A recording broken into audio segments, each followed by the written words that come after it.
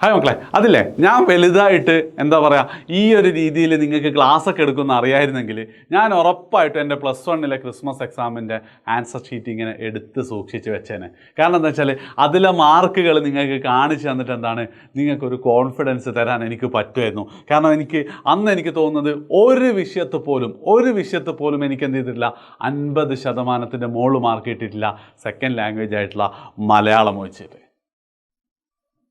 And എൻ്റെ +1 final എക്സാമിൻ്റെ mark എന്ന് പറഞ്ഞാൽ എനിക്ക് ബയോളജിക്ക് മാത്രമേ മാർക്ക് പോയിട്ടുണ്ടായിരുന്നു. അത് തന്നെ ഞാൻ പഠിക്കണ്ടെന്ന് വെച്ചിട്ട് ആ സമയം കൂടെ എൻട്രൻസിന് സ്പെൻഡ് ചെയ്യുക എന്നുള്ളത് കൊണ്ട് മാത്രം. അപ്പം +1 ഇപ്പം നിങ്ങൾക്ക് ക്രിസ്മസ് എക്സാം കഴിഞ്ഞിട്ട് മാർക്ക് ലിസ്റ്റ് നിങ്ങൾക്ക് എന്താണ് ആൻസർ ഷീറ്റ് കിട്ടുമ്പോൾ ഉറപ്പാണ് ഭൂരിഭാഗം കുട്ടികളുടെയും കോൺഫിഡൻസ് പോകും. ഓരോ ആൻസർ ഷീറ്റും കിട്ടിയിട്ട് എന്താണ് എന്താ സന്തോഷത്തോടെ ആനന്ദം കൊള്ളുന്ന കുട്ടികൾ കേരളത്തിൽ തന്നെ മാക്സിമം 1000 കുട്ടികളുണ്ടാവും. നിങ്ങൾ 2 ലക്ഷം സയൻസ് കുട്ടികളുടെ കേസിൽ ബാക്കി എല്ലാവരും ടെൻഷനിലായിരിക്കും അല്ലേ.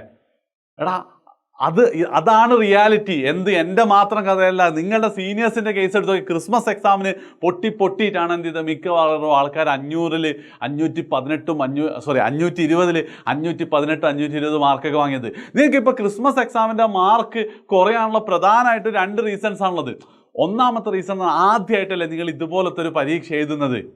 അതായത് 10ാം ക്ലാസ്സിൽ നിങ്ങൾ എന്താണ് പഠിച്ചതിൻ്റെ ഒരു 3 ഇരട്ടി 4 ഇരട്ടി നിങ്ങൾ ഓൾറെഡി ക്രിസ്മസ് എക്സാമിന് പഠിച്ചു അല്ലെ. ക്രിസ്മസ് എക്സാമിന് പഠിച്ചു.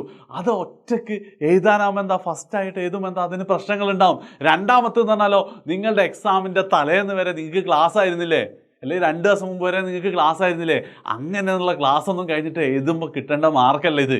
അത് നിങ്ങൾ മനസ്സിലാക്കേണ്ട ഒരു കാര്യം എന്താ വെച്ചാൽ ഈ തലേന്നുള്ള പഠിത്തം കൊണ്ട് കിട്ടേണ്ട മാർക്കിനൊരു പരിധിയുണ്ട്.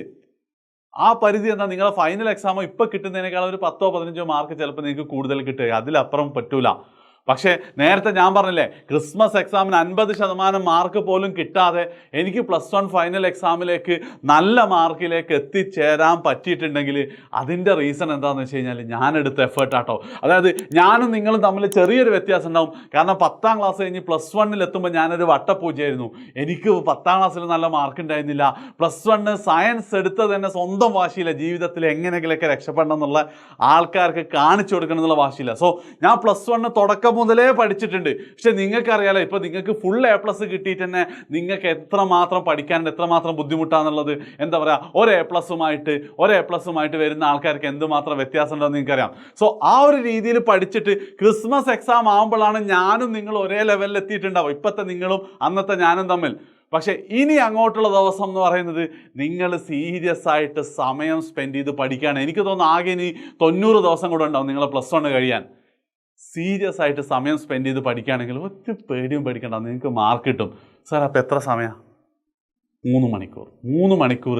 ഇനി അങ്ങോട്ടുള്ള ദിവസം എല്ലാ ദിവസവും 3 മണിക്കൂർ വേണമെന്ന് ഞാൻ പറയുന്നില്ല കേട്ടോ. കാരണം നിങ്ങൾക്ക് എന്തുണ്ടാവും, നിങ്ങൾക്ക് നിങ്ങളുടേതായ പ്രശ്നങ്ങളുണ്ടാവും. ചിലപ്പോൾ മൂഡ് ഔട്ട് ആയിട്ടുള്ള ദിവസങ്ങളുണ്ടാവും, ചിലപ്പോൾ സുഖമില്ലാത്ത ദിവസങ്ങളുണ്ടാവും. അങ്ങനത്തെ എന്താ പറയുക 1, 2, 3 ദിവസങ്ങൾ ഉണ്ടാകുന്നതിന് കുഴപ്പമില്ല. പക്ഷേ ഏത് സക്സസ്ഫുൾ ആൾക്കാരുടെ ലൈഫിൽ ഇങ്ങനത്തെ ദിവസങ്ങളുണ്ടെങ്കിലും അവരെ സക്സസ്ഫുൾ ആക്കുക എന്ന് പറഞ്ഞാൽ അവരെ എത്ര പെട്ടെന്ന് ആ ദിവസങ്ങളിൽ നിന്നും ബൗൺസ് ബാക്ക് ചെയ്യുന്നുള്ളതിനാണ്. അപ്പോൾ എന്താ ഒരു ദിവസം പോയാൽ പോട്ടെ, പക്ഷേ നിങ്ങൾ സാധാരണ ഇന്നലെ ഞാനൊന്നും പഠിച്ചില്ല എന്ന് ആലോചിച്ച് വീണ്ടും ടെൻഷൻ അടിച്ച് എന്ത് ചെയ്യരുത്. അങ്ങനെയുള്ള ഒരുപാട് കുട്ടികളാണ് ഇന്നലെ കുഴപ്പിപ്പോയി, ഇന്ന് അതിനെക്കുറിച്ച് ആലോചിച്ച് ടെൻഷൻ അടിച്ച് വീണ്ടും പഠിക്കാതിരിക്കുക, നാളെ വീണ്ടും 2 ദിവസം പോയി എന്ന് പറഞ്ഞിട്ട്. അപ്പോൾ അങ്ങനെ ആവാതെ എത്രയും പെട്ടെന്ന് ബൗൺസ് ബാക്ക് ചെയ്ത് കൺസിസ്റ്റൻ്റ് ആയിട്ട് ഇനി അങ്ങോട്ടുള്ള ദിവസം 3 മണിക്കൂർ, അത് രാവിലെ 1 മണിക്കൂർ, രാത്രി 2 മണിക്കൂർ, എങ്ങനെയാണ് നിങ്ങൾ പഠിക്കുകയാണെങ്കിലും നിങ്ങൾ പഠിക്കാൻ തയ്യാറാണെങ്കിൽ ഉറപ്പായിട്ടും +1 എക്സാമിന് നിങ്ങൾക്ക് 520-ൽ 500 മാർക്കിൻ്റെ മുകളിൽ എന്താണ് ഞാൻ ഗ്യാരണ്ടിയാണ്. അപ്പോൾ സാർ എന്താ പഠിക്കേണ്ടത്, എങ്ങനെ പഠിക്കുക, അതൊക്കെ ഇനി അടുത്തടുത്ത വീഡിയോകളിൽ വരും. ഈ വീഡിയോ എന്ന് പറയുന്നത് നിങ്ങൾ ടെൻഷൻ അടിക്കാതിരിക്കാനും നിങ്ങൾക്കൊരു ഹോപ്പ് തരാൻ വേണ്ടിയിട്ടാണ്. പക്ഷേ ആ ഹോപ്പ് എന്ന് പറയുന്നത് വെറുതെ നിങ്ങൾക്ക് മാർക്ക് കിട്ടുന്നല്ല, 3 മണിക്കൂർ നിങ്ങൾ പഠിക്കണം ഇനി അങ്ങോട്ടുള്ള ദിവസങ്ങൾ. അതിന് തയ്യാറാണെങ്കിൽ എന്ത് ചെയ്യുക, നിങ്ങൾ ഉറപ്പായിട്ട് കമൻറ്റ് ചെയ്യുക, സാറേ ഞാൻ 3 മണിക്കൂർ പഠിക്കും എന്നുള്ളത്. ബാക്കി എന്ത് ചെയ്യാം, ബാക്കി നമുക്ക് 1 by 1 ആയിട്ട് ഈ ചാനലിൽ ഓരോ കാര്യങ്ങളും വരും. ഇത് നമ്മളുടെ പുതിയ +1 ചാനലാണ്, +1 സയൻസ് വിദ്യാർത്ഥികൾക്കുള്ള ചാനലാണ്. ഇതുവരെ നിങ്ങൾ സബ്സ്ക്രൈബ് ചെയ്തില്ലേ, സബ്സ്ക്രൈബ് ചെയ്യുക. മാത്രമല്ല മാക്സിമം ഫ്രണ്ട്സിലേക്ക് ഈ വീഡിയോ എത്തിച്ച് അവരെയും കൂടെ സബ്സ്ക്രൈബേഴ്സ് ആക്കി കൂട്ടാൻ ഞങ്ങളെ ഹെൽപ്പ് ചെയ്യുക. സോ മാക്സിമം ഫ്രണ്ട്സിന് ഷെയർ ചെയ്യുക. സോ കമൻറ്റ് ചെയ്യാൻ മറക്കരുത് 3 മണിക്കൂർ ഞാൻ പഠിക്കും എന്നുള്ളത്. നമുക്ക് എന്ത് ചെയ്യാം, നമുക്ക് സെറ്റാക്കണം, പേടിക്കേണ്ട, സമയമുണ്ട്.